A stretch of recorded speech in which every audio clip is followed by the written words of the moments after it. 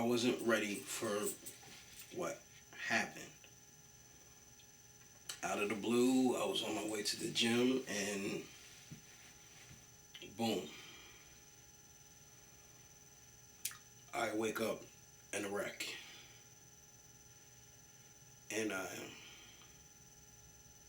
first thing that came to my thought was, Lord, why am I here? There's a reason. There's a reason I'm here. There's a reason why this has happened. There's a reason why I felt like I was being showed that I didn't have control over my life. I've always felt my life was in God's hands. I don't really like to plan or waste time. You know what I mean? I try to enjoy life to its fullest at all times. I like to smile. I love to laugh. I love to spend time with my family. But when one has an attitude, that brings me an attitude, that brings the next person an attitude. And I don't like to live like that. It's a waste of time for me. This life is short, and it's getting shorter by eating the food that we eat and living the way that we live. I can sit here and break down all the diversities where every day is a chance to live and that we don't take. But like I said, I woke up in this accident and I didn't know my leg was broken. I just tried to get out the car to go help the person that was in the passenger side, but realized I need help myself, which is not often. So when I got out the car, I was asking for the people who was trying to help me to help my friend in the passenger seat.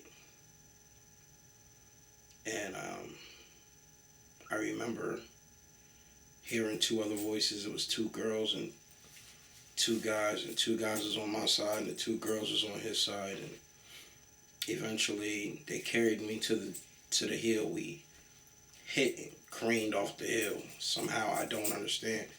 But if you're going down the highway that we was on either right or left is somebody's yard.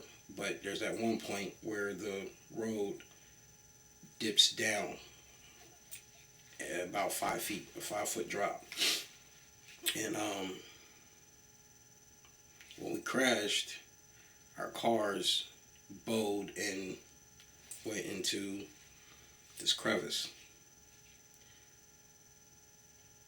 While I was laying there, my body was just telling me to shut down, sleep.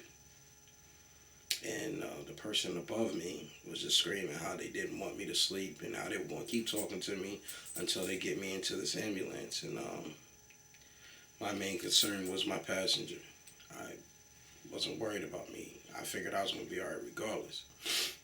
I thought my leg's only dislocated, and once I get to the hospital and they put it back in place and walk right on out.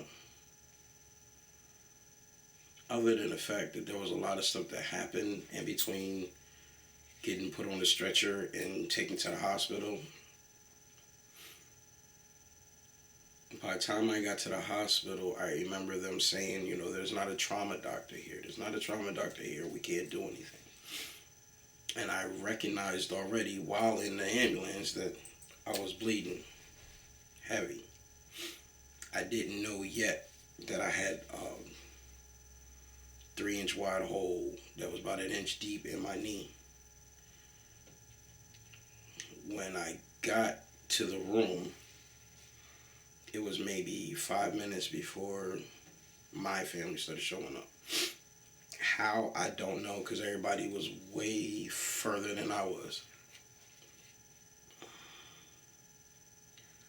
I mean, at least from the hospital, between my house and the hospital, everybody was at least in half an hour to an hour or two away. But somehow ended up at the hospital by the time I got there, which was about a good 30-minute drive or 20-minute drive in the hospital. In the ambulance. But It's 30 minutes from where I live. But it hindered me being able to exercise. Once they took the x-ray, I see my leg and it was broken, and both tibia, fibula broken, and I mean a piece of each was shattered. My ankle was completely in pieces, and the first thing I thought was I would never be able to walk again. So not only is this my testimony, it's my energy to the next person in hopes that it inspires you to open your eyes, to enjoy life, to love harder, to love deeper, and not to get mixed in this petty ignorance of this world. Because if I didn't, things probably would have went in a whole nother direction. But I was in a hospital for 4 days before they sent me home. And when I went home, I had what they call an X fix on my leg, where they had to drill holes into my shin, one at the top, one at the bottom, and then they had to fix an exoskeleton around my leg, just so my leg can heal properly. See, a month after that, they took that out, put me in the cast. And then a month after that, they put me in a real cast. But little by little, I started to see the progress. I started seeing me rejuvenate. I started seeing the possibility of me walking again. I mean, literally, the second time I went to the doctor after surgery, I teared up. I ain't cried, I teared up. Because I could see all the things that I want to do with my child going down the drain.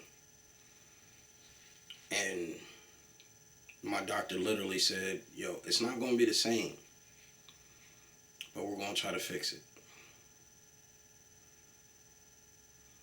And at best, I can say it's been September right now, and it's January. And in what little time, my bones have healed rapidly. And I'm already walking, and I've been walking maybe a month without support. I'm going to say a month is some change right now. A month and a couple weeks without support. And it's a blessing. Because right after I got back on my feet, everything started to fall right back into place. Now, the whole point of me telling you this is because my spiritual journey is my testimony.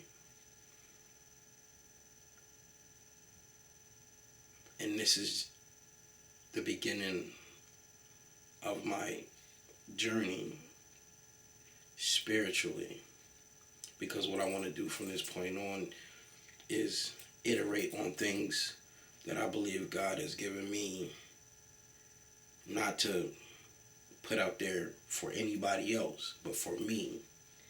I just think if I share it, maybe you too can have a better understanding. Maybe you can grasp onto your freedom, your spirituality, or who you are a little bit better because of my testimony.